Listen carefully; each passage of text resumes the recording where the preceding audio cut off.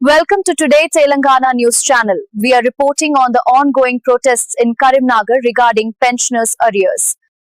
కరీంనగర్లో రిటైర్డ్ ఉద్యోగులు ఉపాధ్యాయులు బకాయిలపై ఆందోళన వ్యక్తం చేశారు. 2024 మార్చి నుండి రిటైర్డ్ అయిన వారికి ఇప్పటి వరకు బకాయిలు చెల్లించకపోవడం తీవ్ర అన్యాయమని రిటైర్డ్ ఎంప్లాయీస్ అసోసియేషన్ విమర్శించారు. 4 నెలలు చెల్లింపులు లేక ఇబ్బందులు పడుతున్నామని, ఇప్పటికీ 82 మంది మరణించినా ప్రభుత్వం స్పందించలేదని ఆరోపించారు. అసెంబ్లీ బడ్జెట్ సమావేశాల్లో అన్ని బకాయిలను ఏకమొత్తంగా చెల్లించాలని డిమాండ్ చేశారు.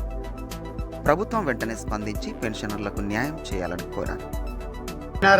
ఉమ్మడి జిల్లా పక్షాన అత్యవసర సమావేశం ఏర్పాటు చేసుకోవడం జరిగింది.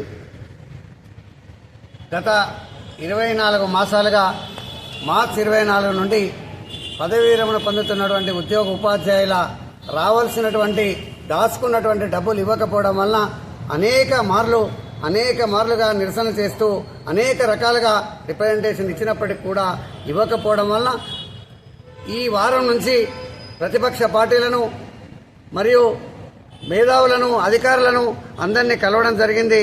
మా డబ్బుల కొరకు 35-40 సంవత్సరాలుగా పనిచేసి ప్రభుత్వానికి ప్రజలకు అనుసంధానకర్తగా ఉంటూ అనేక పథకాలను ప్రజలకు చేరవేసి అనేక మందికి విద్యాబుద్ధులు చెప్పినటువంటి మా ఉద్యోగులకు దాచుకున్న డబ్బులు ఇవ్వకపోవడం వలన చాలా బాధపడుతూ అనేక మందికి వినతి పత్రాలు ఇవ్వడం జరిగింది.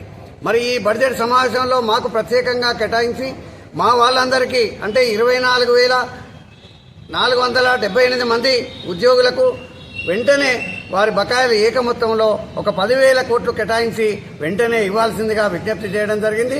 ఆ దిశగా రేపు అసెంబ్లీలో పోరాడడానికి మా ప్రతిపక్ష పార్టీలన్నీ కూడా సిద్ధంగా ఉన్నాయని తెలియజేస్తూ, మరి మా వాళ్ళకి ఇవ్వకపోవడం వలన అనేక మంది కలత చెంది మానసికంగా ఇబ్బంది పడుతూ అనారోగ్య పాలవుతూ కుటుంబాలు చిన్నాభిన్నం అవుతూ ఇవాటికి చాలామంది మరణించినారు.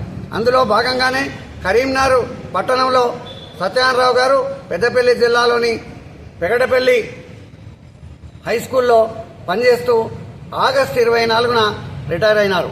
వారు డబ్బులు తను 38 సంవత్సరాలు పనిచేసి తన డబ్బులు తాను పొందకుండానే ఇవాళ మరణం పొందినారు. అలాంటి మరణాలు అనేకం చూస్తూ ఉంటే ఇంకెంతమంది చనిపోతే ఈ ప్రభుత్వం దిగి వస్తుంది, ఇంకెంతమంది మరణాలు చూస్తుందో అని బాధగా మేమంతా సమావేశమైనాం.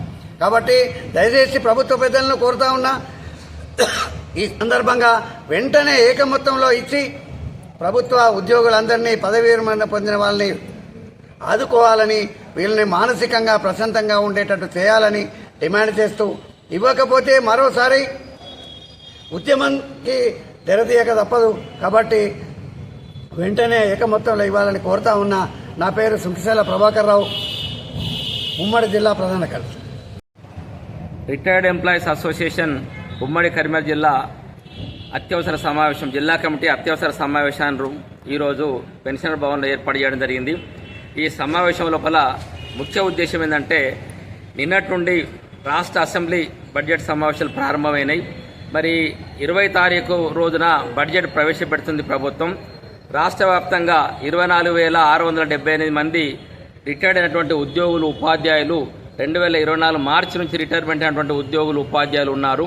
దాదాపు ఒక 2-3 వేల మటుకు వీళ్ళు కోర్టు ద్వారా కానీ ఇతరత్ర కానీ వాళ్ళ డబ్బులు వాళ్ళకి రావాల్సినటువంటి బకాయిలు రావడం జరిగింది. 20,000 మందికి బకాయిలు రాక చాలా ఇబ్బందులు పాలవుతుంది. కాబట్టి ఈ రాష్ట్ర బడ్జెట్ లోపల ఏకమొత్తంగా మాకు ఇచ్చేటట్లు ఒక 10,000 నుంచి 12,000 కోట్లు ఈ అసెంబ్లీ సమావేశం బడ్జెట్లో ప్రభుత్వం రిలీజ్ చేయాలని చెప్పి మేము ఈ అత్యవసర సమావేశాన్ని ఏర్పాటు చేయడం జరిగింది.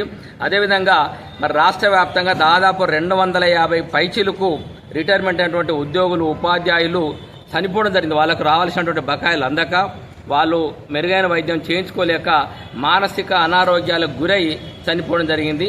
మేము సంఘాన్ని స్థాపించినప్పటి నుంచి ఇప్పటి వరకు 82 మంది ఉద్యోగులు ఉపాధ్యాయులు వాళ్ళకు రావాల్సినటువంటి బకాయిలు రాక అనారోగ్యం పాలై మెరుగైన వైద్యం చేయించుకోలేక చనిపోవడం జరిగింది. నిన్న కూడా కరీంనగర్ జిల్లా కేంద్రంలో ఒక గెజిటెడ్ ప్రధాన ఉపాధ్యాయులు సత్యనారాయణ గారు 2024 ఆగస్టులో రిటైర్మెంట్ అయినటువంటి మిత్రుడు. మరి వారు కూడా ఈ డబ్బులు రాలేదు, వారికి ఒక జీపీఎఫ్ తప్ప ఏ ఒక్క డబ్బు కూడా రాకుండా వాళ్ళు మానసిక వేదనతోటి వారు నిన్న చనిపోవడం జరిగింది. మరి ఆ చనిపోయిన దాన్ని కూడా మేము వాళ్ళ శ్రద్ధాంజలి ఘటిస్తూ ఇలా ప్రభుత్వం లోపల మరి ఇవన్నీ ప్రభుత్వ హత్యలుగానే భావిస్తూ మరి ప్రభుత్వం వీరికి చనిపోయిన వారికి వెంటనే వాళ్ళ డబ్బులు చెల్లించాలని, అదేవిధంగా వారికి 50,000 రూపాయల వరకు 50 లక్షల వరకు వాళ్ళకి ఎక్స్గ్రేషియా కూడా ఇవ్వాలి. ఇది ప్రభుత్వందే బాధ్యత అని చెప్పి మేము ప్రభుత్వాన్ని డిమాండ్ చేస్తున్నాం. లేని పక్షం లోపల అసెంబ్లీ సమావేశం లోపల మాకు రావాల్సినటువంటి బడ్జెట్ కేటాయించకపోతే మేము అసెంబ్లీ తర్వాత పెద్ద ఎత్తున రాష్ట్ర వ్యాప్తంగా 33 జిల్లాలతో కలిపి మేము పెద్ద ఎత్తున ఆందోళన కార్యక్రమం చేపడతామని చెప్పి మేము ప్రభుత్వాన్ని డిమాండ్ చేస్తూ ఉన్నాం. మరి ఇప్పటికైనా మేము ప్రభుత్వ ఎమ్మెల్యేలకు మంత్రులకు ఇవ్వడం జరిగింది.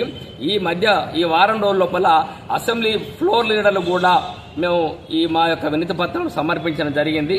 ఇప్పటికీ ప్రభుత్వ పెద్దలు ఆలోచించి ఈ ఫ్లోర్ లీడర్లు ఎవరైతే పట్టుకొచ్చారో సమస్య మీద రిటైర్మెంట్ అయినటువంటి వాళ్లకు రావాల్సిన బకాయిలను వెంటనే ఇప్పించడానికి వాళ్ళు అసెంబ్లీలో వాళ్ళు ప్రస్తావిస్తారు.